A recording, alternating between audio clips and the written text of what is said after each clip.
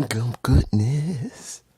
I didn't think I'd do it like that, but there you go. There you go. Some gump goodness. We got about, I think, 3 more videos I'm going to do. And then I'll try and do another type of gump goodness. Instead of doing the releases from WWE, I'll talk something else within, as I given myself a little restriction, 5 to 8 minutes. Now, this is going to be the Authors of Pain. Razor and Occam, along with Paul Ellering. Now, if you remember them correctly, they were very good in NXT Black and Gold. You thought they were going to be something great, but then when they got to the main roster, they weren't used, and then I believe one of them got injured, and then the other one got injured, and then they were gone, and then Paul brought them back, and then they joined Final Testament, which was with the Scarlet Bordeaux. I'll keep calling her Scarlet Bordeaux because she that Bordeaux. She's that Scarlet Bordeaux. And then you got Karrion Kross. Let me give it to you like this. The booking sucked. I'm just saying straight out. Final Testament's booking was absolute trash. That is the truth. It was garbage. And then it went up against Judgment Day. Made it worse. You got guys who needed to get over flat out. Well, I should take that back. First they went through the Hurt Business. Then they went through Judgment Day. And then they really weren't doing anything other than working with The Miz at one point. Well, this is before The Miz. But then they were working with... Were they working with The Miz at one point before they were released? I believe they were. But essentially speaking, they've done nothing with them. They've done nothing with them. And I'm like, they really had something good. And they didn't do anything with them. Now, you could say that was from Vince, and you would be right. Vince basically buried their asses. But then when you look at what happened with Paul, Triple H, the government name, Paul Triple H Levesque, he didn't do any better with them either. In fact, when you look at right now, Scarlet Bordeaux and Karrion Kross, I don't see anything good with either one of them. Karrion working with The Miz, he's not getting anywhere. For all the hard work, and understand, the Authors of Pain put in the work. They did. They tried to do what was allowed within their restriction. They didn't get anywhere. They weren't put on TV, and then they were gone. When it came to when they joined Final Testament, they tried and just didn't get anywhere either. And now they've been released along with Paul. What does that mean? Where did it go? Obviously, they can go to the independents. Default. That's where many people go. But do I believe that's where they're going to go? No. They will go to AEW. Let's make this very clear.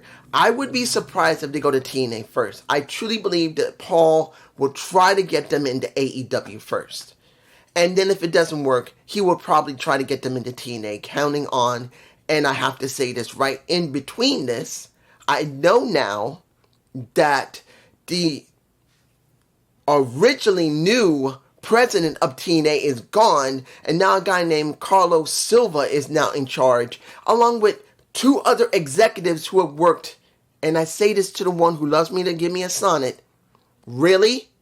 You think these are big moves when the guy who had been in network for 30 years and even worked on the show that CM Punk eventually appeared in, I can't remember the name of it right now. I don't think it was The Bounce. I believe it might have been in so many years. I forgot what the name of it was. But I'm telling you right now, I am not having great comfort in knowing that, and I wasn't comfortable with the new president as it was because of how Scott D'Amore was removed. I'm not even saying I'm for Scott D'Amore. You don't hear me talk about him much. And I've always stated it. He had a few hits, and he had more than a few fails when it came in Impact Wrestling. But I will at least say he understood the company. Whoever is currently in charge of putting people in those positions does not understand pro wrestling. We were lucky when we had, let's make this very clear. I'm going to try and make this short. When you look at, how can I say this? WCW lucked out when they had their executive, and you know who I'm talking about. But now You're not going to have one. You got 3 executives, and all 3 of them do not know wrestling. Eric was part of business, but he was willing to learn and grow quickly. He was able to figure it out. Here, they all have been in the business for 20 or 30 years. Do you fucking believe they're going to learn it? I don't think so. Now, I know this is kind of a rant going on to Arkham and Razor along with Paul, but that has to be part of it because, look, they're going to see that they got new management. They're also going to see, if they can't go into to AEW, if they consider going to TNA, they're going to have 3 problems. One, they got new people in management that look like they don't know anything about pro wrestling.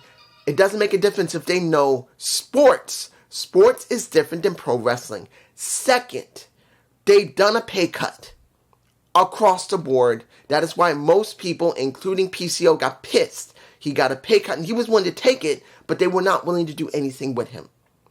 The third thing is, what is TKO WWE going to think about having Razor and Arkham along with Paul there? Because they're going to have some input, at least a little bit. Not saying they'll have a lot, but hey, we know you hired these guys, but we don't want them on our show. They could do that. And they may consider, and this might be the executives, well, the other company doesn't want anything to do with them. Why are we keeping them? Are they bad? And since they don't probably know anything about pro wrestling, I could be wrong, all 3 of these executives may have watched pro wrestling, but are they fans of it and they know it or not? That's going to be the big question. But if they don't know nothing, jack shit of pro wrestling, just how to be able to be executives in, what is it, NBC, ABC, CBS, in any sports network, that doesn't mean they'll understand pro wrestling. So honestly, I don't know. I don't know. They could go to AEW and maybe they'll be hired for short term and maybe they'll go to ROH. That's where I think they would go. But TNA, I just don't know. I'm not feeling, I don't know. But this is just me. Until some new information, I'll make another video about this. This is what you're going to get from the gump goodness. Please leave me a comment. I can't believe I'm saying gump goodness.